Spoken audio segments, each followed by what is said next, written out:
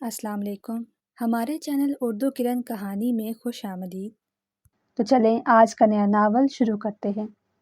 وہ college uniform میں ملبوس دھیمے دھیمے قدموں کے ساتھ چلتی ہوئی گھر کے اندر داخل ہو رہی تھی۔ حالانکہ وہ 15 منٹ پہلے ہی گھر آ چکی تھی، مگر اس میں ہمت نہ تھی کہ گھر والوں کا سامنا کر سکے، اسی لیے ہی گیراج میں کھڑی رہی۔ مگر اب جب ڈرائیور اسے عجیب نظروں سے دیکھنے لگا تو وہ بیچاری گھر کے اندر آ گئی۔ ڈرائنگ روم میں سبھی بڑے بیٹھے جوس پی رہے تھے، کیونکہ دوپہر کا وقت تھا اور گرمیاں بھی اپنے عروج پر تھیں۔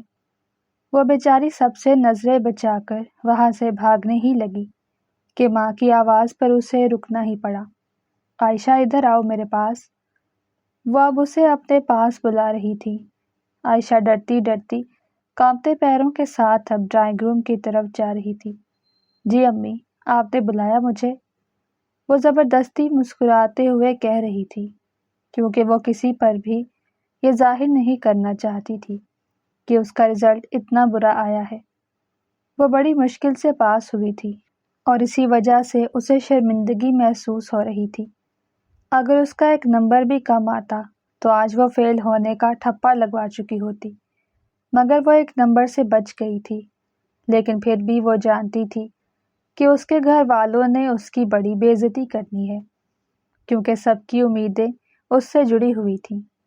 اس کے ماں باپ اسے ڈاکٹر بنانا چاہتے تھے، مگر اس نے تو انٹری ٹیسٹ ہی پاس نہ کیا اور اب اپنی مرضی کے مطابق یونیورسٹی میں بی ایس کر رہی تھی، اور اب اس کے بی ایس کا بھی تیسرا سال تھا، جس پہ وہ بڑی مشکل سے پاس ہوئی تھی، اور ٹیچر نے اسے وارننگ بھی دی تھی کہ اگر اگلی بار اس کا اس طرح کا رزلٹ آیا تو وہ اسے اگلے سیمسٹر میں پروموٹ نہیں کریں گے۔ بیٹا، آج تو تمہارا رزلٹ تھا نا، تو پھر کیا بنا؟ طاہرہ بیگم ایک ہاتھ میں جوس کا گلاس پکڑے دوسرے ہاتھ سے موبائل استعمال کرتے ہوئے بولی۔ طاہرہ بیگم کی بات پر سبھی لوگ ہی عائشہ کی طرف متوجہ ہو گئے۔ ماں کی بات سن کر وہ بیچاری پسینے سے پانی پانی ہوئے جا رہی تھی۔ اس کی سمجھ میں کچھ نہ آ رہا تھا کہ آخر وہ ماں سے کیا کہے، کیونکہ وہ جانتی تھی کہ اگر اس نے انہیں سب کچھ سچ سچ بتا دیا تو پھر وہ اسے سب کے سامنے ہی ڈانٹ دیں گی، اور یہی وہ نہ چاہتی تھی۔ پھر اس نے جھوٹ بولنے میں ہی عافیت سمجھی۔ جی امی، میرا رزلٹ آ گیا ہے اور میں اچھے نمبروں سے پاس بھی ہو گئی ہوں، وہ زبردستی مسکراتے ہوئے کہہ رہی تھی، حالانکہ اس کی مسکراہٹ اس کا ساتھ نہ دے رہی تھی، مگر پھر بھی وہ ضبط سے مسکرائے جا رہی تھی۔ اچھا بیٹا، یہ تو پھر بہت خوشی کی بات ہے، تم اتنی پریشان کیوں ہو رہی ہو؟ اس بار اس کی دادی بلقیس بیگم بولی تھی۔ نہیں دادی جان، ایسی کوئی بات نہیں ہے، وہ تو میں بہت زیادہ تھک گئی تھی، اور اوپر سے گرمی بھی تو اتنی ہے، وہ اب دل ہی دل میں خوش ہوتے ہوئے کہہ رہی تھی، کیونکہ اس کا جھوٹ کارآمد ثابت ہو گیا تھا۔ اچھا بیٹا، پھر یہاں کیا کر رہی ہو؟ جاؤ اور جا کر کپڑے تبدیل کرو، میں تمہارے کمرے میں ہی جوس بھجواتی ہوں۔ طاہرہ بیگم، جنہوں نے ابھی بیٹی کو اپنے پاس بلایا تھا، اب اسے اپنے کمرے میں جانے کا کہہ رہی تھی۔ ماں کی بات سن کر وہ خوشی سے اچھل پڑی۔ اب اس کے جھوٹ پر مکمل طور پر مہر لگ چکی تھی۔ وہ یہی سوچ سوچ کر ہی خوش ہو رہی تھی کہ کسی نے بھی اس سے رزلٹ کارڈ نہیں مانگا۔ وہ اب صوفے سے اٹھنے ہی والی تھی کہ اچانک سے ایک بھاری بھرکم آواز پر صوفے پر ہی بیٹھی رہ گئی۔ وہ حمزہ خان تھا، جو ابھی ابھی وہاں پر آیا تھا، اور اس نے عائشہ کی ساری باتیں سن لی تھی، اس لیے وہ غصے سے پاگل ہوئے جا رہا تھا، کیونکہ وہ اس کے رزلٹ کے بارے میں اچھی طرح سے جانتا تھا۔ یہ ابھی کیا کہہ رہی تھی تم کہ تمہارا رزلٹ بہت شاندار آیا ہے؟ وہ سوالیہ لہجے میں بولا، جیسے اس سے دوبارہ اسی کا جھوٹ اگلوانا چاہتا ہو۔ جی حمزہ بھائی، میرا رزلٹ اچھا آیا ہے۔ کیوں؟ آپ کو کیا لگتا ہے میں جھوٹ بول رہی ہوں؟ وہ کانپتی آواز کے ساتھ بولی تھی، مگر پھر آخر میں اس نے اپنا لہجہ مضبوط کر لیا تھا، کیونکہ وہ جانتی تھی کہ اگر وہ ذرا بھی ڈگمگائی تو وہ جان جائے گا کہ وہ جھوٹ بول رہی ہے۔ نہیں نہیں، میں نے ایسا تو نہیں کہا کہ تم جھوٹ بول رہی ہو، میں تو بس یہی کہہ رہا تھا کہ کیا واقعی میں تمہارا رزلٹ اچھا آیا ہے؟ وہ مصنوعی مسکراہٹ کے ساتھ کہتا ہوا آ کر اس کے ساتھ والے صوفے پر بیٹھ گیا جہاں پر اس کی دادی جان بیٹھی تھی۔ گھر کے سبھی بڑے اب ان دونوں کی باتیں سننے لگے تھے۔ وہ جانتے تھے کہ اب ان دونوں کی بات لمبی ہو جائے گی کیونکہ وہ ہر وقت ہی آپس میں لڑتے جھگڑتے رہتے تھے۔ حمزہ کی بات پر عائشہ نے دوبارہ کوئی جواب نہ دیا اور چپ چاپ وہیں پر بیٹھی رہی۔ اس کا اوپر کا سانس اوپر اور نیچے کا سانس نیچے ہو رہا تھا۔ اسے ایسا لگ رہا تھا کہ ابھی وہ زمین پر گر جائے گی کیونکہ اسے اب ڈر لگنے لگا تھا کہ اگر اس نے اس سے رزلٹ کارڈ مانگ لیا تو وہ کیا کہے گی۔ اچھا ماشاء اللہ، اگر تمہارا رزلٹ واقعی میں اچھا آیا ہے تو پھر تو یہ بہت خوشی کی بات ہے، وہ اب اپنے غصے پر قابو پاتے ہوئے کہہ رہا تھا۔ اس کی بات سنتے ہی عائشہ کی باتیں کھل گئیں۔ وہ خوش ہو رہی تھی کیونکہ اس نے اس کا رزلٹ کارڈ نہیں مانگا تھا۔ امی میں اپنے کمرے میں جا رہی ہوں، پلیز آپ میرے لیے جوس بھجوا دیجیے گا۔ یہ کہتے ساتھ ہی وہ صوفے پر پڑا اپنا بیگ اٹھا کر کھڑی ہو گئی۔ ارے ارے رکو تو صحیح، تم کہاں چل دی؟ وہ پھر سے اسے روک رہا تھا۔ اس کی آواز پر وہ کام کر رہ گئی۔ اس کا دل بری طرح سے دھڑک رہا تھا۔ اسے ایسا معلوم ہو رہا تھا کہ ابھی سینے سے باہر نکل آئے گا۔ وہ میں یہ کہہ رہا تھا کہ ذرا اپنا رزلٹ کارڈ تو دکھانا تاکہ پتہ تو چلے کہ تم نے کتنے نمبر لیے ہیں، وہ دبی دبی مسکراہٹ کے ساتھ کہہ رہا تھا۔ اسے معلوم تھا کہ وہ رزلٹ کارڈ بالکل بھی نہیں دکھائے گی۔ حمزہ کی بات پر تو وہ غصے سے تلملا اٹھی کیونکہ وہ جانتی تھی کہ وہ جان بوجھ کر ہی اس سے رزلٹ کارڈ مانگ رہا ہے، مگر وہ بیچاری یہ نہ جانتی تھی کہ وہ اس کے رزلٹ سے پہلے ہی واقف ہے۔ ارے کیا ہو گیا؟ دکھاؤ نا رزلٹ کارڈ، تمہارا رزلٹ تو اچھا آیا ہے نا؟ وہ اب سوالیہ لہجے میں کہہ رہا تھا۔ گھر کے سبھی بڑے اب مکمل طور پر ان دونوں کی طرف متوجہ ہو گئے کیونکہ اس کے رزلٹ کارڈ نہ دکھانے پر اس کی ماں کو بھی کچھ شک ہونے لگا۔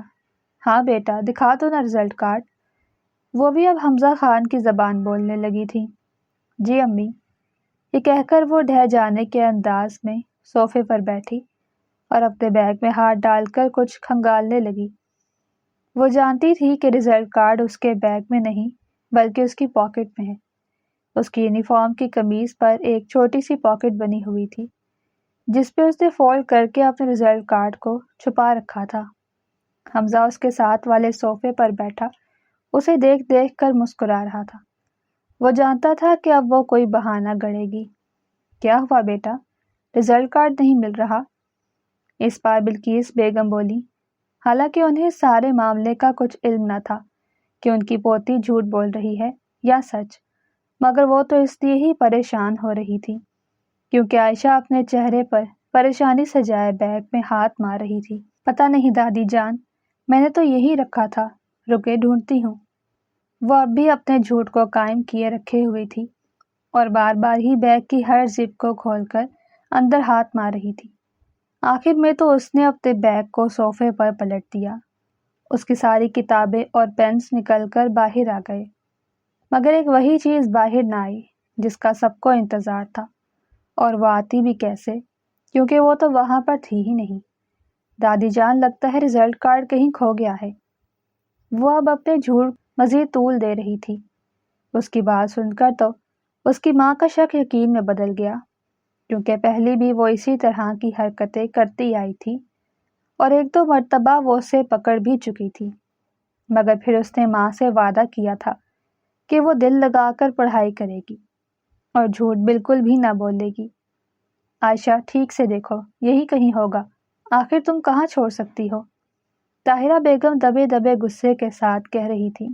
ماں کے کہنے پر وہ پھر سے اپنی ایک ایک چیز کھنگالنے لگی، حالانکہ وہ جانتی تھی کہ رزلٹ کارڈ یہاں پر موجود نہیں ہے، مگر سب کے سامنے ناٹک کرنا تو ضروری تھا۔ ارے بس کر دو تم سب لوگ، بچی کو کیوں پریشان کر رہے ہو؟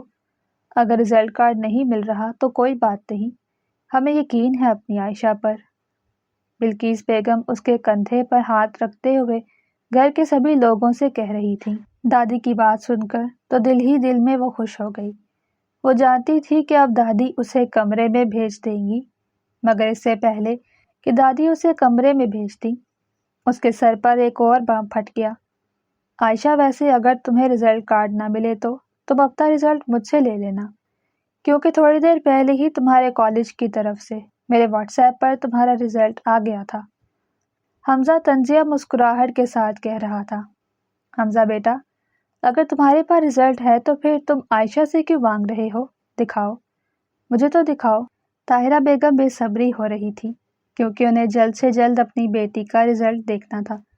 ارے چچی جان، میں تو باقاعدہ رزلٹ کارڈ پر دیکھنا چاہتا تھا، اس لیے کہہ رہا تھا، اور مجھے یہ بات بھی بھول گئی تھی کہ اس کے کالج کی طرف سے میرے پاس رزلٹ کا میسج آیا تھا۔ اچھا چلے، میں آپ کو دکھاتا ہوں۔ یہ کہہ کر وہ اپنے کوٹ کی جیب میں ہاتھ مارنے لگا۔ عائشہ بیچاری ماں اور حمزہ کی باتیں سن سن کر پاگل ہوئے جا رہی تھی۔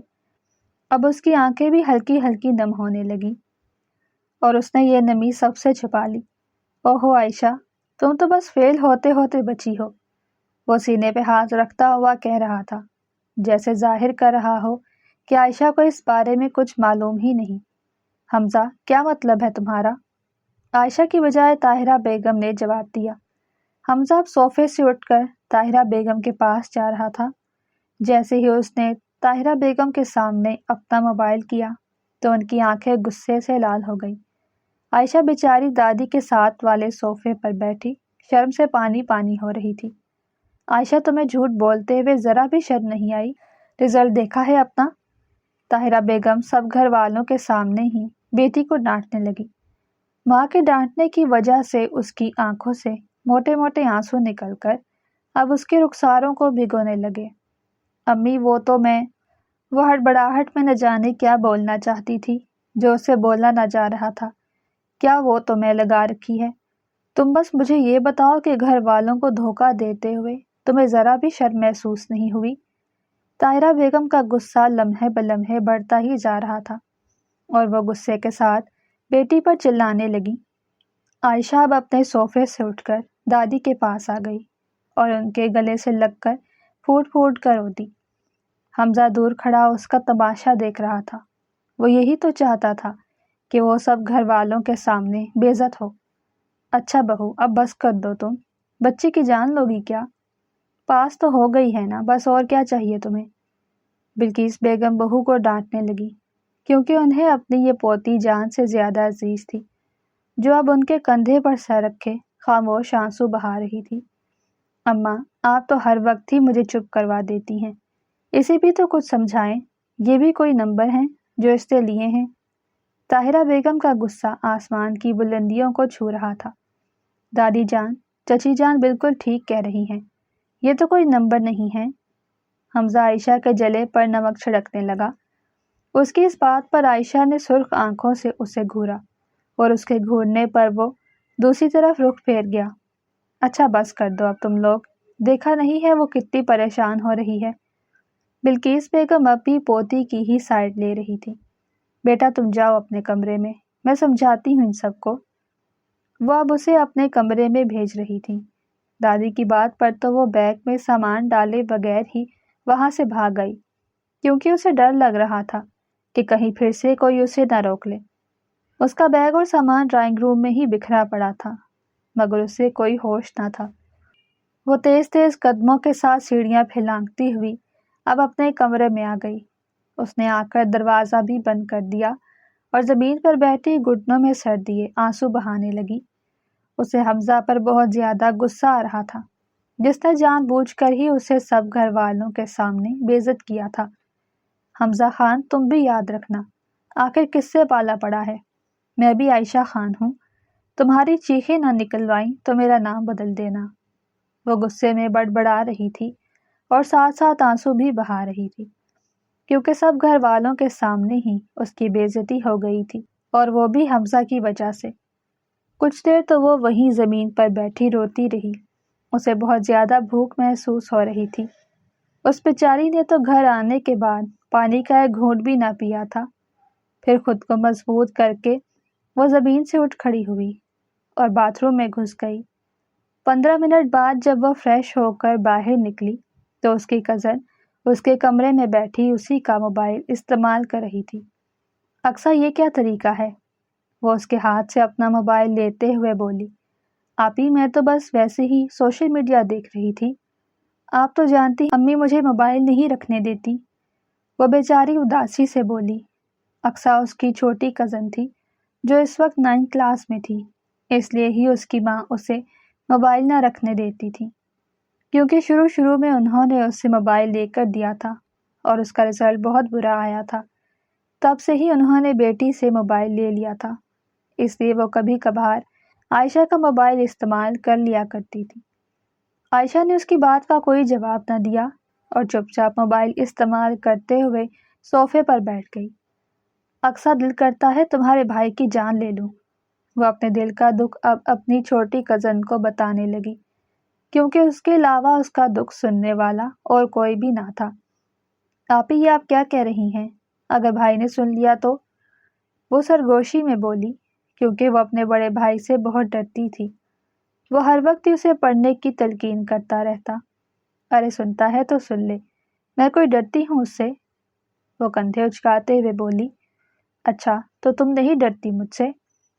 حمزہ کی آواز پر ان دونوں نے ہی پیچھے مڑ کر دیکھا اور اسے دیکھ کر تو عائشہ گھبراہٹ کے مارے اپنی ہی زبان کاٹ بیٹھی۔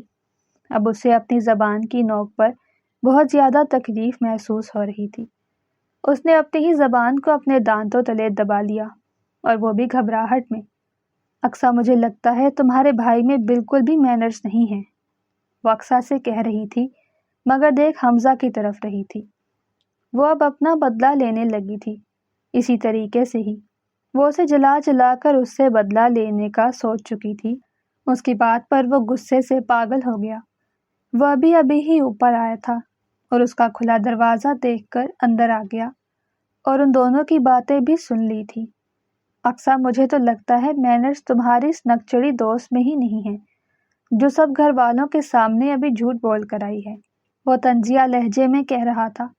اس کی بات پر وہ تلملا کر رہ گئی۔ چلے جائیں میرے کمرے سے، ورنہ، وہ غصے سے پاگل ہوتے ہوئے بولی۔ اور اگر نہ جاؤں تو کیا کر لو گی؟ وہ بھی اسی کی طرح غصے میں آ گیا۔ اقصیٰ بیچاری ان دونوں کی باتیں سن کر سر تھام کر رہ گئی۔ وہ جانتی تھی کہ اب یہ لڑائی لمبی جانی ہے۔ بھائی، آپی، پلیز آپ دونوں چپ کر جائیں، وہ بیچاری ہاتھوں میں اپنا سر لیے چلائی تھی، مگر ان دونوں نے اس کی کوئی بات نہ سنی اور آپس میں بحث میں لگے رہے۔ جب اقصیٰ نے دیکھا کہ وہ اس کی بات نہیں سن رہے تو وہ اسی وقت کمرے سے نکل آئی تاکہ ماں کو بلا کر لا سکے۔ شرم تو نہیں آئی تمہیں گھر والوں سے جھوٹ بولتے ہوئے؟ رزلٹ میں 0 اور اوپر سے ہیرو بنتی ہو۔ وہ اب تیسری بار اسے اس کے رزلٹ کا طعنہ دے رہا تھا۔ وہ نم آنکھوں کے ساتھ اب تک اس کی ہر بات کا جواب دیتی آئی تھی، مگر اب اس کی بولتی بند ہو گئی تھی، کیونکہ وہ واقعی میں سچ کہہ رہا تھا، مگر سچ تو کڑوا ہوتا ہے، اسی لیے ہی اس کے سچ عائشہ کا حلق تک کڑوا ہو گیا۔ عائشہ بیچاری نے کوئی جواب نہ دیا اور دونوں ہاتھوں میں منہ کو چھپا لیا۔ وہ پھوٹ پھوٹ کر رو رہی تھی۔ اسے حمزہ پر بہت زیادہ غصہ آ رہا تھا، مگر وہ کچھ بھی نہ کر پا رہی تھی۔ اسے اس طرح اذیت میں دیکھ کر وہ خوش ہو رہا تھا، کیونکہ وہ بھی اسے ہر وقت تنگ کرتی رہتی تھی اور آج اس کی باری تھی۔ تھوڑی دیر بعد وہ خود ہی چلا گیا، کیونکہ وہ جانتا تھا کہ ابھی اقصیٰ کسی بڑے کو بلا کر آتی ہی ہوگی، کیونکہ وہ اسے کمرے سے جاتا ہوا دیکھ چکا تھا۔ اسے گئے ہوئے اب 10 منٹ ہو چکے تھے اور وہ ہاتھوں میں چہرہ چھپائے اب بھی پھوٹ پھوٹ کر رو رہی تھی۔ وہ اس وقت کو کوس رہی تھی جب اس نے حمزہ کا نمبر اپنی یونیورسٹی میں دیا تھا۔ حالانکہ اس وقت بھی اس بیچاری نے 10 بار سوچا تھا، مگر اسے حمزہ کا ہی نمبر دینا پڑا تھا، کیونکہ اس کی ٹیچر بضد تھی کہ گھر کے کسی بڑی کا نمبر لے کر آؤ جو واٹس ایپ بھی استعمال کرتا ہو، مگر اس کے گھر میں تو سبھی بڑے واٹس ایپ استعمال نہ کرتے تھے، اس لیے ہی مجبوراً اسے حمزہ کا نمبر دینا پڑا۔ ایک مرتبہ تو اس نے ٹیچر کو اپنا ہی دوسرا نمبر دے دیا اور اس کے 2-4 ماہ اسی طرح سے گزر گئے، مگر پھر جب ٹیچر کو پتہ لگا تو انہوں نے بڑی بے عزتی کی اور اس بات کے بعد ہی اس نے ٹھان لیا تھا کہ اب وہ کوئی ڈنڈی نہ مارے گی، لیکن وہ اپنی بات پر زیادہ دیر قائم نہ رہ سکی اور ایک مرتبہ پھر سے وہ اپنی بے عزتی کروا چکی تھی۔ اور اس سب میں اس بیچاری کا بھی کوئی قصور نہ تھا۔ اسے پڑھائی بالکل بھی پسند نہ تھی۔ وہ تو گھر والوں کی وجہ سے ہی آج تک پڑھتی آئی تھی۔ اس کا سر درد سے پھٹے جا رہا تھا۔ پھر اس نے بنا کچھ سوچے سمجھے ہی سر درد کی ٹیبلٹ کھا لی، حالانکہ وہ صبح سے ہی خالی پیٹ تھی۔ صبح بھی رزلٹ کی ٹینشن میں وہ ناشتہ کر کے نہ گئی تھی اور اب بھی آ کر اس نے کچھ نہ کھایا تھا۔ گولی کھانے کے کچھ دیر بعد ہی اس کی طبیعت بگڑنے لگی۔ آدھے گھنٹے کے بعد جب طاہرہ بیگم اسے پڑھائی کرنے کا کہنے کے لیے آئیں تو بیٹی کو نڈھال پڑا دیکھ کر وہ بہت زیادہ گھبرا گئیں اور اسی وقت ہی کمرے سے باہر نکل گئیں تاکہ کسی اور کو بلا لائیں۔ تھوڑی دیر کے اندر ہی سب گھر والے وہاں پر جمع ہو گئے، مگر وہ تو ہوش میں ہی نہ آ رہی تھی۔ کسی کی بھی سمجھ میں کچھ نہ آ رہا تھا کہ آخر اس کے ساتھ کیا ہوا ہے۔ میں کہتی تھی نا، بچی کو اتنا پریشان نہ کرو، مگر اس گھر میں تو میری کوئی بات ہی نہیں سنتا۔ بلقیس بیگم سب گھر والوں کو ڈانٹنے لگی، کیونکہ وہ سمجھ رہی تھی کہ گھر والوں کے رویے کی وجہ سے ہی اس کی طبیعت خراب ہوئی ہے۔ گھر پر حمزہ کے علاوہ کوئی بھی مرد موجود نہ تھا۔ وہ بھی اب گھر کی خواتین کے ساتھ عائشہ کے کمرے میں کھڑا تھا۔ اسے بھی عائشہ کو اس طرح دیکھ کر بہت زیادہ پریشانی ہو رہی تھی۔ اچانک سے اس کے دل کو ایک عجیب سا دھڑکا لگا اور وہ خود بھی نہ سمجھ پا رہا تھا کہ آخر یہ کیا ہے، وہ کیوں اس کے لیے اتنا پریشان ہو رہا ہے۔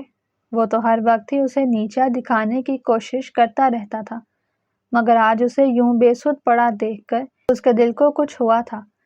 اب میرا منہ کیا دیکھ رہی ہو؟ اٹھاؤ بچی کو اور ہاسپٹل لے چلو۔ بلقیس بیگم پوتی کے سرہانے بیٹھ کر بہو پر چلانے لگی۔ امی، میں کیسے اٹھا سکتی ہوں اسے؟ یہ تو بالکل ہی بے ہوش پڑی ہے، طاہرہ بیگم گھبراہٹ میں کہنے لگی۔ حالانکہ وہ جانتی تھیں کہ حمزہ وہیں پر کھڑا ہے، مگر انہیں کوئی ہوش نہ تھا۔ حمزہ بیٹا، تم اٹھاؤ عائشہ کو اور جلدی سے نیچے لے چلو۔ رابعہ بیگم دیورانی اور ساس کی بات سن کر فوراً سے بیٹے کو کہنے لگی۔ ماں کی بات سنتے ہی وہ بنا کچھ سوچے سمجھے اسے اپنی باہوں میں بھر گیا۔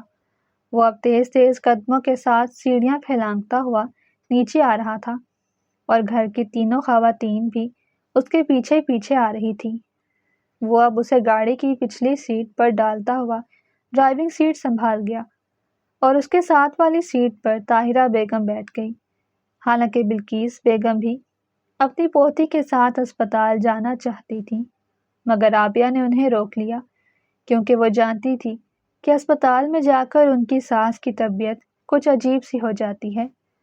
وہ جا چکے تھے اور بلقیس بیگم نم آنکھوں کے ساتھ اپنی پوتی کے لیے دعائیں کرنے لگیں۔ اب انہیں گئے ہوئے تقریباً 1 گھنٹہ ہو چکا تھا، مگر ابھی تک کسی نے بھی عائشہ کی خیر خیریت نہ بتائی تھی۔ رابعہ بار بار ہی حمزہ کو فون لگا رہی تھی، مگر وہ ان کا فون اٹینڈ نہ کر رہا تھا۔ بلقیس بیگم تو پریشانی کی وجہ سے نڈھال ہو کر بیڈ پر لیٹی ہوئی تھی۔ وہ دل کی مریضہ تھی اور اب ٹینشن کی وجہ سے انہیں عجیب سی گھبراہٹ ہو رہی تھی۔ رابعہ بیگم بار بار ہی ان کے دل کے مقام پر اپنا ہاتھ ملتی تو انہیں کچھ سکون آ جاتا۔ اچانک سے رابعہ بیگم کے موبائل پر رنگ ہوئی تو انہوں نے فوراً سے ہی موبائل کان سے لگا لیا۔ وہ حمزہ تھا جو عائشہ کی طبیعت کے بارے میں بتا رہا تھا۔ بیٹے کی بات سن کر تو ان کے چہرے پر اطمینان کی لہر دوڑ گئی۔ کیا ہوا بہو؟ عائشہ ٹھیک تو ہے نا؟ بلقیس بیگم بہو کے چہرے پر آیا ہوا اطمینان دیکھ چکی تھی، مگر پھر بھی ان کی زبان سے سننا چاہتی تھی۔ جی امی، عائشہ بالکل ٹھیک ہے اور حمزہ نے کہا ہے کہ وہ تھوڑی دیر میں ہی گھر آنے والے ہیں۔ وہ مسکراتے چہرے کے ساتھ ساس کو تسلی دینے لگی۔ ان کی بات سن کر تو بلقیس بیگم کے چہرے پر بھی مسکراہٹ آ گئی اور وہ خدا کا شکر ادا کرنے لگی۔ تھوڑی دیر کے اندر طاہرہ بیگم اور حمزہ عائشہ کو اسپتال واپس لے آئے۔ وہ اب بھی کچھ کمزور سی لگ رہی تھی۔ ڈاکٹرز نے کہا تھا کہ خالی پیٹ گولی کھانے کی وجہ سے گولی نے اندر جا کر ری ایکشن کر دیا تھا، مگر بروقت علاج پر اس کی جان بچا لی گئی تھی، ورنہ اگر تھوڑی بھی دیر اور ہو جاتی تو اس کی جان بچانا مشکل ہو جاتا۔ جب بلقیس بیگم نے یہ بات سنی تو ان کی آنکھوں سے آنسو نکل آئے۔ وہ اپنی پوتی کی موت کی بات بالکل بھی نہ سن سکتی تھی۔ عائشہ بیٹا، یہ کیا کیا ہے تم نے؟ کیا تمہیں نہیں معلوم کہ خالی پیٹ دوائیاں نہیں لیتے؟ اس کی ماں اب غصہ کرنے کی بجائے پیار سے اسے سمجھا رہی تھی۔ خان ہاؤس میں کوئی بھی یہ نہ سوچ سکتا تھا کہ خالی پیٹ گولی کھانے کی وجہ سے اتنا بڑا نقصان بھی ہو سکتا ہے، مگر ڈاکٹر کی بات سن کر تو سبھی کے دل لرز گئے۔ عائشہ نے کوئی جواب نہ دیا اور چپ چاپ بیٹھی رہی۔ رانی، تم ایسا کرو کہ عائشہ کے لیے فریش جوس بنا کر لاؤ، اس کے بعد ہی اسے ٹیبلٹس دوں گی۔ سب لوگ ڈرائنگ روم میں بیٹھے عائشہ کی خیریت معلوم کر رہے تھے، اور اب رابعہ بیگم بھتیجی کے لیے نوکرانی کو جوس بنانے کے لیے بھیج رہی تھی۔ رابعہ بیگم کی بات سنتے ہی رانی، جو اس گھر کی خاص ملازمہ تھی، فوراً سے ہی کچن کی طرف آ گئی اور 10 منٹ میں ہی جوس بنا کر لے آئی۔ امی، مجھے کچھ نہیں پینا، پلیز آپ مجھے میرے کمرے میں چھوڑ آئیں۔ عائشہ کمزور سی آواز کے ساتھ بولی۔ اس کا واقعی میں کھانے پینے کو دل نہ کر رہا تھا۔ حمزہ تو اس پر سے اپنی نظر ہی نہ ہٹا رہا تھا۔ اسے ایسا لگ رہا تھا کہ یہ سب اسی کی وجہ سے ہوا ہے۔ وہ دل ہی دل میں پریشان ہونے لگا۔ یہی سوچ سوچ کر اس کے رونگٹے کھڑے ہو جاتے کہ اگر آج عائشہ کو کچھ ہو جاتا تو پھر کیا ہوتا۔ نہیں بیٹا، تمہیں یہ جوس تو پینا پڑے گا، اور اس کے بعد ہی تم ٹیبلٹس لوگی۔ اب ضد چھوڑو اور چپ چاپ یہ جوس پیو۔ طاہرہ بیگم گلاس بیٹی کے لبوں سے لگاتی ہوئی بولی تو وہ زبردستی جوس پینے لگی، مگر اس نے آدھا گلاس پیا اور پھر ہاتھ سے گلاس کو پیچھے کر دیا۔ طاہرہ بیگم نے بھی اب اس پر مزید زبردستی نہ کی، کیونکہ ڈاکٹر نے ان سے پہلے ہی کہہ دیا تھا کہ وہ کچھ دن بہت کم کھائے پیے گی۔ اقصیٰ بیٹا، تم ایسا کرو کہ اپنی آپی کو اس کے کمرے میں لے جاؤ۔ اقصیٰ بھی چچی کی بات سن کر فوراً سے اٹھ کھڑی ہوئی اور اسے سہارا دے کر اوپر لے جانے لگی۔ تھوڑی دیر بعد ہی وہ اسے چھوڑ کر نیچے آ گئی۔ جب حمزہ نے دیکھا کہ وہ نیچے آ گئی ہے تو وہ فوراً سے ہی اوپر پہنچ گیا، مگر عائشہ کے بند دروازے کو دیکھ کر اسے مایوس ہی لوٹنا پڑا۔ گھر کے سبھی لوگ بیٹھے ڈنر کر رہے تھے سوائے عائشہ کے۔ وہ ٹیبلٹس لے کر سو رہی تھی۔ وہ رات تو عائشہ کی کچھ سکون میں گزر گئی کیونکہ وہ دوائیوں کے زیر اثر تھی، مگر جب صبح اس کی نیند کھلی تو اسے حمزہ پر بہت زیادہ غصہ آنے لگا۔ اس نے سوچ لیا کہ وہ ضرور اسے سبق سکھائے گی۔ وقت بڑی تیزی سے گزرتا جا رہا تھا اور اب اس واقعے کو بھی 4-5 دن ہو گئے تھے۔ اس نے پھر سے یونیورسٹی بھی جوائن کر لی۔ ابھی ابھی وہ یونیورسٹی سے واپس آ کر دادی کے ساتھ ڈرائنگ روم میں بیٹھی تھی کہ دور سے حمزہ آتا دکھائی دیا، جس کے چہرے پر تھکاوٹ کے سوا کچھ نہ تھا۔ عائشہ، پلیز میرے لیے 1 کپ چائے تو بنا دو۔ وہ صوفے پر ڈھہ جانے کے انداز میں بیٹھتا ہوا بولا۔ اس کی بات پر عائشہ تل ملا کر رہ گئی۔ اس کا دل چاہا کہ ابھی اور اسی وقت اسے انکار کر دے، مگر جیسے اس کے ذہن میں کچھ روز پہلے کا واقعہ آیا تو وہ چپ چاپ چائے بنانے کی حامی بھر کر کچن میں آ گئی۔ بڑا آیا چائے پینے والا، آج ایسی چائے پلاؤں گی کہ زندگی بھر چائے کا نام نہیں لے گا۔ وہ پتیلی میں پانی اور دودھ ڈالنے کے ساتھ ساتھ غصے میں خود کلامی بھی کر رہی تھی۔ پھر اس نے نمک والا ڈبہ اٹھایا اور 2-3 چمچ بھر بھر کر اس کی چائے میں ڈال دیے اور چینی بالکل بھی نہ ڈالی۔ 10 منٹ کے اندر ہی وہ چائے تیار کر کے جب باہر آئی تو وہ کہیں پر بھی موجود نہ تھا۔ عائشہ کو اس پر بہت زیادہ غصہ آیا۔ ایک تو وہ اس کے کہنے پر چائے بنانے آ گئی تھی اور اب وہ وہاں پر موجود ہی نہ تھا۔ پھر اس نے اپنے غصے پر قابو کیا اور سیڑھیاں چڑھنے لگی، کیونکہ وہ جانتی تھی کہ وہ اپنے کمرے میں ہی ہوگا۔ جیسے ہی اس نے اس کے کمرے پر ہلکے ہاتھ سے دستک دی تو اس نے اسے اندر آنے کی اجازت دے دی۔ عائشہ نے آہستہ سے دروازہ کھولا اور کمرے کے اندر داخل ہو گئی۔ وہ صوفے پر بیٹھا لیپ ٹاپ پر کچھ کر رہا تھا۔ وہ اکثر ہی آفس کا کام گھر لے آیا کرتا، آج بھی وہی کر رہا تھا۔ حمزہ بھائی، آپ کی چائے۔ وہ لہجے میں شیرینی گھولتے ہوئے ٹیبل پر چائے رکھنے لگی۔ چائے رکھ کے وہ پلٹی ہی تھی کہ حمزہ کی آواز پر رک گئی۔ چائے تم نے خود بنائی ہے یا کسی سے بنوائی ہے؟ وہ اب اس سے چائے کی بابت پوچھنے لگا۔ جی جی حمزہ بھائی، میں نے خود بنائی ہے، آپ پئیں تو صحیح۔ وہ بات کے آخر میں چائے پینے پر زور دے گئی، جس سے حمزہ سمجھ گیا کہ وہ ضرور ہی کوئی گڑبڑ کر کے آئی ہے۔ عائشہ تم چائے پیو، وہ عام سے لہجے میں کہنے لگا۔ اس کی بات پر تو وہ گڑبڑا کر رہ گئی۔ حمزہ بھائی، یہ چائے تو میں آپ کے لیے بنا کر لائی تھی، آپ پئیں نا۔ گھبراہٹ کے باوجود بھی وہ اپنی گھبراہٹ پر کنٹرول کرتے ہوئے بولی، چائے پیو عائشہ۔ وہ اب غصے میں صوفے سے اٹھ کھڑا ہوا۔ اس کے کڑے تیور دیکھ کر وہ بیچاری بہت زیادہ گھبرا گئی۔ مگر حمزہ بھائی میں تو، وہ بس اتنا ہی کہہ پائی، کیونکہ حمزہ نے اپنے ہونٹوں پر انگلی رکھ کر اسے چپ رہنے کا اشارہ کیا۔ عائشہ میں کہہ رہا ہوں چائے پیو تم۔ اس کا غصہ اب زور پکڑتا جا رہا تھا اور اس کا شک بھی یقین میں بدلتا جا رہا تھا، کیونکہ وہ اس کی گھبراہٹ سے سمجھ گیا تھا کہ وہ ضرور ہی چائے میں کچھ ملا کر لائی ہے۔ اس کی دھاڑ سن کر تو وہ بیچاری کانپ کر رہ گئی اور کانپتے ہاتھوں کے ساتھ ہی چائے کی پیالی اٹھا لی۔ جیسے ہی اس نے پیالی کو لبوں سے لگایا تو اس کا حلق تک کڑوا ہو گیا اور اس کی آنکھوں سے بھی آنسو نکلنے لگے، کیونکہ چائے زہر کے برابر نمکین تھی۔ ایک سپ لے کر وہ کپ پیچھے کر کے رہ گئی۔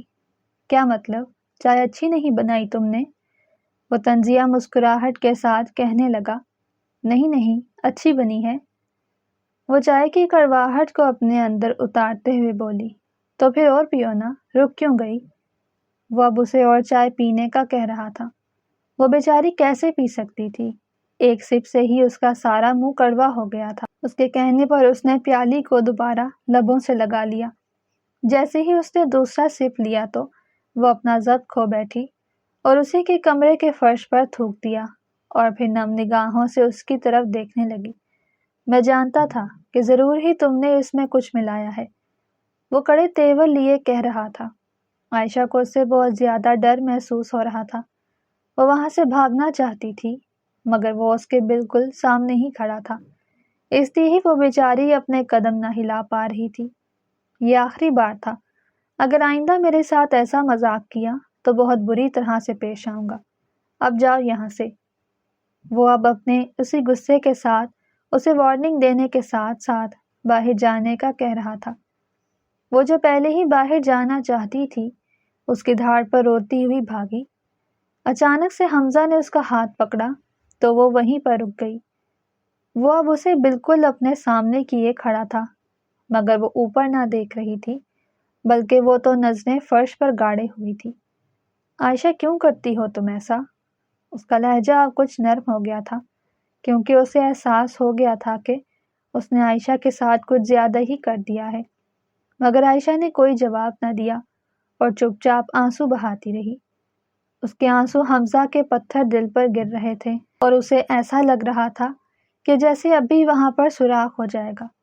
عائشہ اس سے اپنا ہاتھ چھڑوانے کی ناکام کوشش کر رہی تھی۔ اب وہ ایک مضبوط مرد کی گرفت میں تھی، اس لیے ہی اس کی کوششیں اب تک کامیاب نہ ہوئی تھیں۔ وہ بھی دیکھ رہا تھا کہ وہ اس سے اپنا ہاتھ چھڑوانا چاہتی ہے، مگر پھر بھی چہرے پر دھیمی مسکراہٹ سجائے اس کا ہاتھ تھامے کھڑا تھا۔ عائشہ کو بہت زیادہ الجھن محسوس ہو رہی تھی، کیونکہ آج سے پہلے اس نے ایسی کوئی حرکت نہ کی تھی، اور وہ بھی دل ہی دل میں سوچنے لگا تھا کہ آخر اسے کیا ہوتا جا رہا ہے۔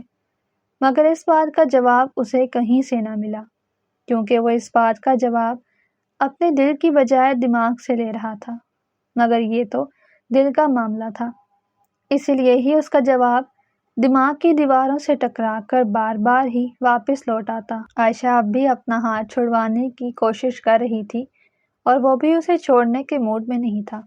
حمزہ بھائی پلیز چھوڑیں میرا ہاتھ، وہ اب گیلی آواز کے ساتھ بولی۔ رونے کی وجہ سے اس کی آنکھیں بھی لال ہو رہی تھیں۔ اس نے پہلی مرتبہ چہرہ اوپر اٹھا کر کہا تو وہ بھی اس کی آنکھوں میں گھورنے لگا، تو عائشہ فوراً سے اپنا سر پھر سے جھکا گئی۔ عائشہ ایک بات میری کان کھول کر سن لو، اگر دوبارہ تم نے مجھے تنگ کرنے کی کوشش کی تو پھر میں تم سے ایسا بدلہ لوں گا کہ تم ساری زندگی یاد رکھو گی۔ حمزہ کا غصہ اب ٹھنڈا ہو چکا تھا، مگر پھر بھی وہ اسے ڈرا رہا تھا۔ اس کی بات پر وہ بیچاری جھیم کر رہ گئی اور دوبارہ نظریں اٹھانے کی ہمت نہ کی۔ پھر حمزہ کو اس پر ترس آیا اور اس نے اس کا ہاتھ چھوڑ دیا۔ جیسے ہی حمزہ نے اسے اپنی گرفت سے آزاد کیا تو وہ باہر کی طرف دوڑ گئی۔ وہ سیدھا اپنے کمرے میں گئی اور دروازہ بھی بند کر دیا۔ اس کا سانس بری طرح سے پھول رہا تھا۔ اس کی سمجھ میں کچھ نہ آ رہا تھا کہ آخر اس کے ساتھ کیا ہو رہا ہے۔ وہ بھی حمزہ کی طرح اس معصوم سے جذبے سے انجام تھی جو اب ان دونوں کے درمیان پنپنے لگا تھا، وقت پر لگا کر اڑتا جا رہا تھا۔ اس دن کے بعد عائشہ نے ایسی کوئی حرکت نہ کی اور اپنے کام سے کام رکھتی، بلکہ وہ تو اب اپنے کمرے سے ہی زیادہ نہ نکلتی تھی۔ ان دونوں کی ملاقات ناشتے اور رات کے کھانے پر ہی ہوتی تھی۔ حمزہ تو اسے دیکھنے کے لیے تڑپنے لگا۔ اس کی نگاہیں ہر وقت ہی عائشہ کو ڈھونڈتی رہتی تھیں، مگر وہ تو یونیورسٹی سے آنے کے بعد اپنے کمرے میں ہی دبک کر بیٹھ جاتی، مگر وہ بیچارہ تو ہر وقت ہی اسے دیکھنے کے بہانے ڈھونڈتا رہتا۔ ایک دو مرتبہ تو بہانے سے اس کے کمرے میں بھی گیا، مگر دروازہ بند ہونے کی وجہ سے وہ ہر وقت ہی مایوس لوٹ آتا۔ عائشہ کو اب ایک بری عادت لگ گئی تھی، وہ ہر وقت ہی اپنا دروازہ بند کر کے رکھتی تھی، حالانکہ پہلے وہ ایسا بالکل بھی نہ کرتی تھی، اور یہ عادت بری نہیں بلکہ اچھی تھی۔ لیکن حمزہ کو اس کی عادت زہر سے بھی زیادہ بری لگنے لگی۔ اب اس کی سمجھ میں کچھ نہ آ رہا تھا کہ وہ کیا کرے۔ اس کا دل ہر وقت ہی عائشہ کو دیکھنے کے لیے مچلتا رہتا۔ اب بھی وہ ناشتے کی ٹیبل پر بیٹھا عائشہ کا انتظار کر رہا تھا۔ گھر کے سبھی لوگ ہی ناشتے پر آ چکے تھے سوائے عائشہ کے۔ بہو عائشہ کہاں ہے؟ کیا ناشتہ نہیں کرنا اسے؟ اس کے دل کی بات بلقیس بیگم نے کر دی، اور دادی کی بات سن کر وہ دل ہی دل میں انہیں پیار کرنے لگا۔ امی مجھے نہیں معلوم وہ کیوں نہیں آئی، چلے میں دیکھتی ہوں اسے۔ طاہرہ بیگم جو ٹیبل پر جوس کا جگ رکھ رہی تھی، فوراً سے ساس کی بات کا جواب دیا اور پھر اسی وقت ہی سیڑھیاں چڑھ کر اوپر آ گئی۔ وہ اب بیٹی کے کمرے کا دروازہ کھٹکھٹا رہی تھی۔ 1 منٹ تو اس نے دروازہ نہ کھولا، اور جب دروازہ کھولا تو ماں کو دیکھ کر گھبرا گئی۔ وہ سمجھ رہی تھی کہ ایک مرتبہ پھر سے وہ کسی بات پر اسے ڈانٹنے آئی ہیں، کیونکہ وہ اب ہر وقت ہی اس پر پڑھائی کا دباؤ ڈالتی رہتی تھی۔ بیٹا تم ناشتہ کرنے کے لیے کیوں نہیں آئی؟ آج یونیورسٹی نہیں جانا کیا؟ وہ خلاف توقع بڑے پیار سے پوچھ رہی تھی۔ امی آپ بھول گئی ہیں کیا؟ آج تو سنڈے ہے اور میں ناشتہ کرنے کے لیے بس آنے ہی والی تھی۔ ماں کی پیار بھری بات سن کر وہ بھی مسکراتے ہوئے جواب دینے لگی، حالانکہ وہ پہلے ناشتہ کرنے کے لیے نہ آ رہی تھی، مگر اب صاف صاف جھوٹ بول دیا۔ اچھا آج سنڈے ہے، میں تو بھول ہی گئی تھی۔ وہ سر پر ہلکا سا ہاتھ مارتے ہوئے بولی، امی آپ چلیں، میں بس دوپٹہ لے کر آئی۔ یہ کہتے ساتھ ہی وہ کمرے کے اندر چلی گئی اور طاہرہ بیگم دروازے سے ہی پیچھے لوٹ گئی۔ چچی کو عائشہ کے بغیر آتا دیکھ کر حمزہ کا دل اداس ہو گیا۔ جیسے ہی وہ آ کر کرسی پر بیٹھی تو وہ سیڑھیاں اترتی ہوئی دکھائی دی۔ حمزہ اسے دیکھ کر اپنی آنکھیں سینکنے لگا۔ اس کے دل کو ایسی خوشی محسوس ہو رہی تھی جیسے اس کی کوئی لاٹری نکل آئی ہو۔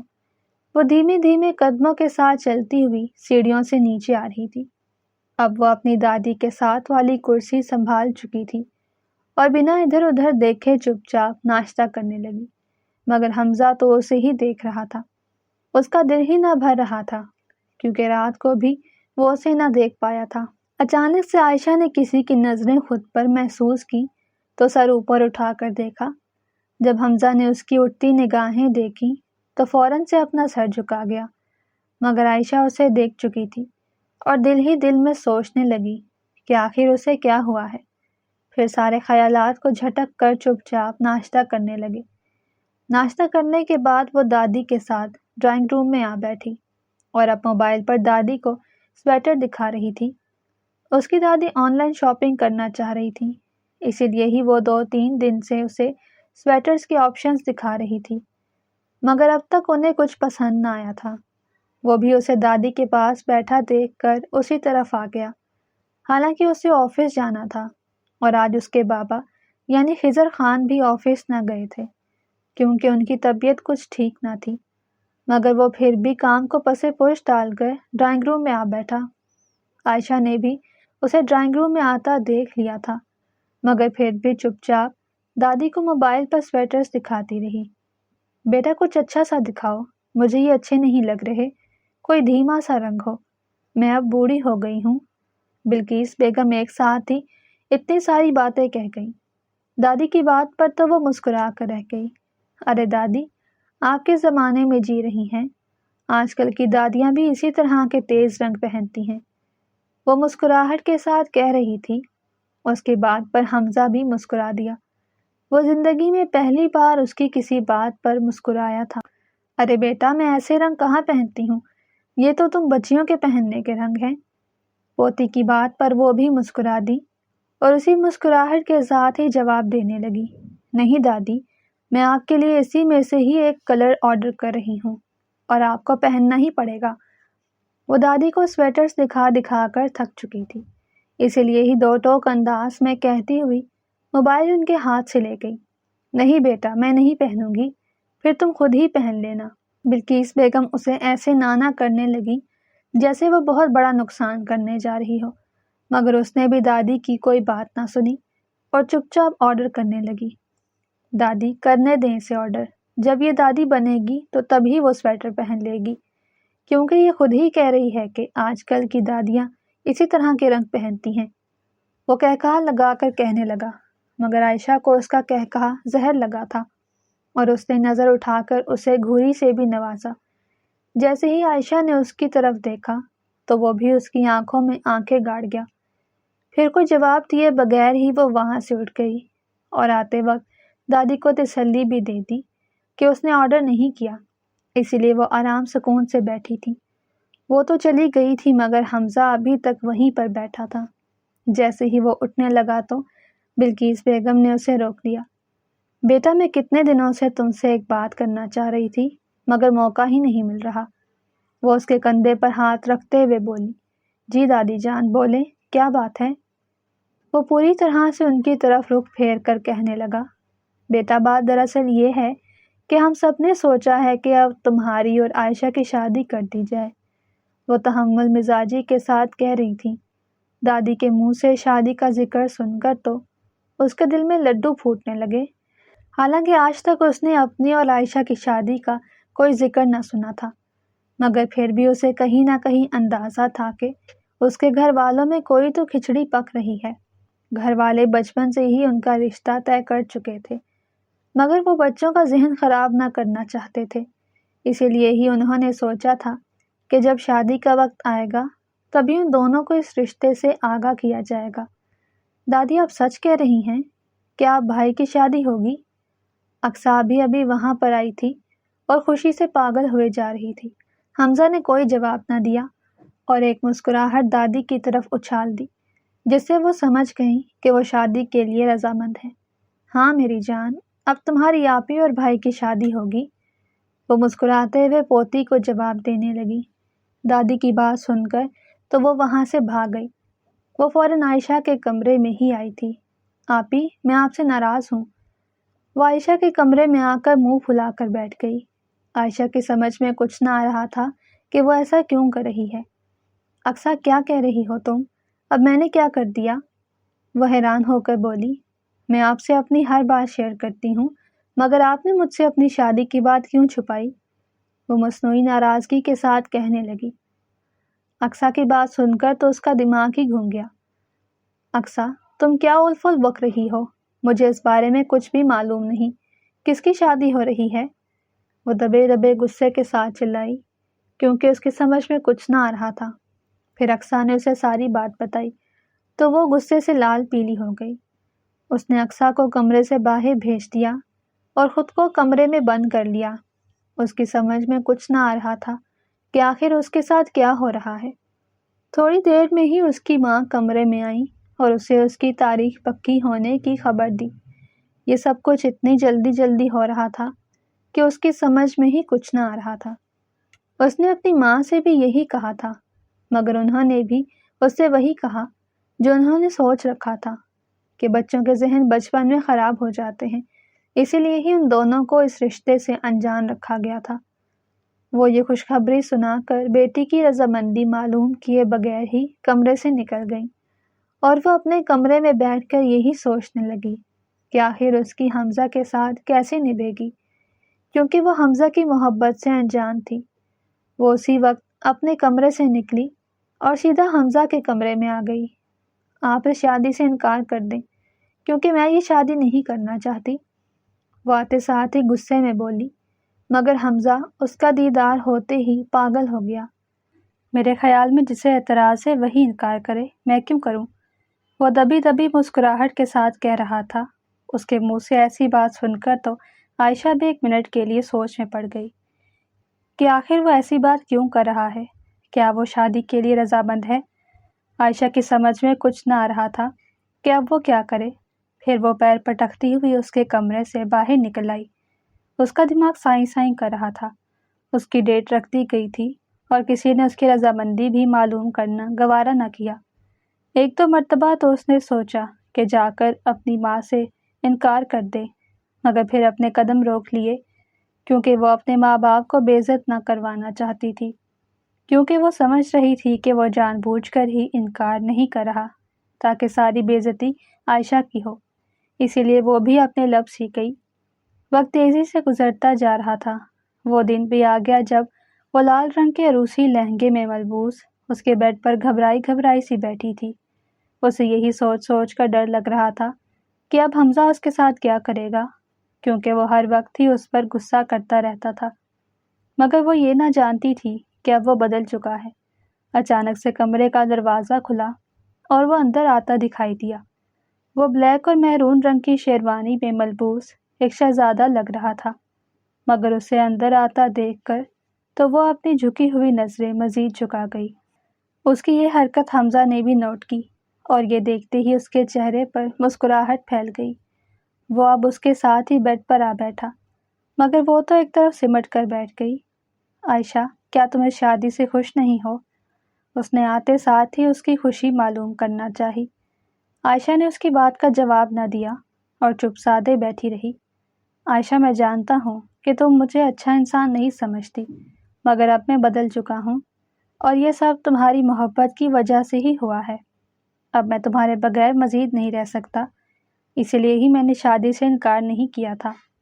وہ اب دبے لفظوں میں اپنی محبت بیان کر رہا تھا۔ اس کے منہ سے محبت کا نام سن کر تو وہ حیران رہ گئی، کیونکہ آج تک اس نے ایسی کوئی بات نہ کی تھی، اسی لیے ہی عائشہ نے اسے کبھی بھی اس نگاہ سے نہ دیکھا تھا۔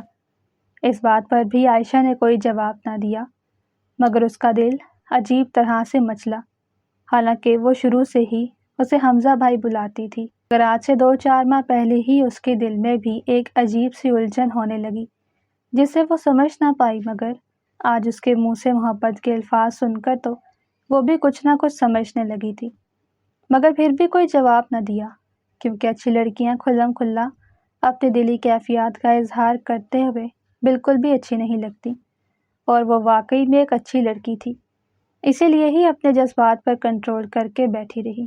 مگر حمزہ کی بات سے اس کے چہرے پر ایک دھیمی سی مسکراہٹ آ گئی۔ کیا میں یہی سمجھوں کہ تم نے اپنی مرضی سے ہی مجھ سے شادی کی ہے؟ وہ اب سوالیہ نظروں سے دیکھتا ہوا بولا۔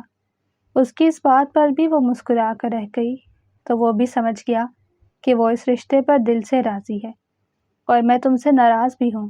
تم نے گھونگھٹ کیوں نہیں اوڑھا؟ مجھے اپنی بیوی کا گھونگھٹ اٹھانا تھا۔ وہ اب مصنوعی ناراضگی کے ساتھ کہنے لگا، مسٹر حمزہ، میں آج کل کے زمانے کی لڑکی ہوں اور مجھے اس طرح کی رسموں میں بالکل بھی انٹرسٹ نہیں۔ پہلی بار اس نے زبان کھولی تھی کیونکہ اس کا دل اب کچھ اطمینان میں ہو گیا، اور اس کی وجہ حمزہ کے منہ سے محبت کا اظہار تھا۔ واقعی میں محبت چیز ہی ایسی ہے کہ جب ایک مرتبہ کسی پر اس کا جادو چل جائے تو پھر وہ کہیں کا بھی نہیں رہتا، اور حمزہ کے اظہار پر عائشہ پر بھی اس کی محبت کا جادو چل گیا تھا، اور وہ اسی اثر میں ہی بول پڑی، مسز حمزہ خان، اب آپ میری ملکیت ہیں اور آپ کو میری ہی مرضی سے چلنا ہوگا۔ وہ اس کا ہاتھ پکڑتے ہوئے شرارت سے بولا تو وہ بری طرح سے کام گئی۔ پھر حمزہ نے اس کے پاس پڑا نیٹ کا دوپٹہ اس کے چہرے پر گھونگھٹ کی طرح ڈال دیا، حالانکہ اس کی چچی اس پر گھونگھٹ ڈال کر گئی تھی، مگر اس کے جاتے ہی اس نے وہ گھونگھٹ کا کپڑا اپنے چہرے سے اتار کر پاس ہی رکھ لیا، جو اب حمزہ دوبارہ ڈال چکا تھا۔ اس بار اس نے کوئی مزاحمت نہ کی اور چپ چاپ مسکراتی رہی۔ نیٹ کے دوپٹے سے اس کی مسکراہٹ واضح دکھائی دے رہی تھی۔ پھر حمزہ نے اپنے دونوں ہاتھوں سے بڑے پیار سے اس کا گھونگھٹ ہٹایا اور اس کے ماتھے پر بوسہ دیا۔ اس کی اس حرکت پر وہ جھیم کر رہ گئی اور اس کی آنکھیں بھی شرم کے مارے بیڈ کی چادر میں کھپ گئیں۔ حمزہ اس کے شرمانے کی وجہ سے لطف اندوز ہو رہا تھا۔ یہ پل ان دونوں کی زندگی کے سب سے حسین پل تھے اور وہ چاہتا تھا کہ وہ ان پلوں کو قید کر لے۔ پھر اس نے اپنی شیروانی کی جیب سے اپنا موبائل نکالا اور اسے اپنے کندھے سے لگا کر ایک یادگار سیلفی لی۔ سیلفی میں بھی وہ نیچے ہی دیکھ رہی تھی اور حمزہ نے بھی اسے اوپر دیکھنے کا نہ کہا کیونکہ یہ پوز بھی بہت پیارا لگ رہا تھا۔ سیلفی میں حمزہ اس کے چہرے کی طرف اور وہ نیچے دیکھ رہی تھی۔ عائشہ سوچ بھی نہ سکتی تھی کہ وہ اپنے شریک حیات سے پہلے ہی دن اتنی محبت کرنے لگے گی، کیونکہ آج تک وہ اپنے اس محبت کے جذبے سے انجان تھی۔ مگر جیسے ہی حمزہ نے اپنی محبت کا اظہار کیا تھا تو وہ ہواؤں میں اڑنے لگی۔ سچ ہی کہتے ہیں کہ جب لڑکی سے اس کا شوہر محبت کا اظہار کرے تو وہ پھر تتلی کی طرح ہواؤں میں اڑنے لگتی ہے۔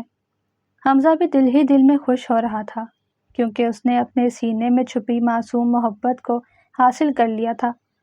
وقت بڑی تیزی سے گزرتا جا رہا تھا۔ وہ ایک دوسرے کی قربت میں اتنے خوش تھے کہ انہیں کسی اور چیز کا ہوش ہی نہ تھا۔ وہ زیادہ تر اپنے کمرے میں ہی رہتے اور زیادہ سے زیادہ وقت ایک دوسرے کے ساتھ گزارتے۔ اسے پا کر تو عائشہ خود کو دنیا کی خوش قسمت ترین لڑکی سمجھنے لگی، کیونکہ اس جیسا ہم سفر ہر لڑکی کا ہی خواب ہوتا ہے۔ حمزہ کا غصہ اب اسے چھو کر بھی نہ گزرتا تھا، بلکہ وہ تو اپنے ہی غصے سے نہ جانے کب سے دستبردار ہو گیا تھا اور ہر وقت ہی اس پر اپنی محبت نچھاور کرتا رہتا۔ دو معصوم اور محبت کے جذبے سے انجان دل اب مچل چکے تھے اور ان کی زندگی کا ایک حسین ترین سفر شروع ہو چکا تھا، جس میں وہ ایک دوسرے کے کندھے سے کندھا ملا کر بس چلتے ہی جا رہے تھے۔ اگر آپ کو ہماری کہانی پسند آئی ہو تو چینل کو سبسکرائب، ویڈیو کو لائک اور شیئر ضرور کریں۔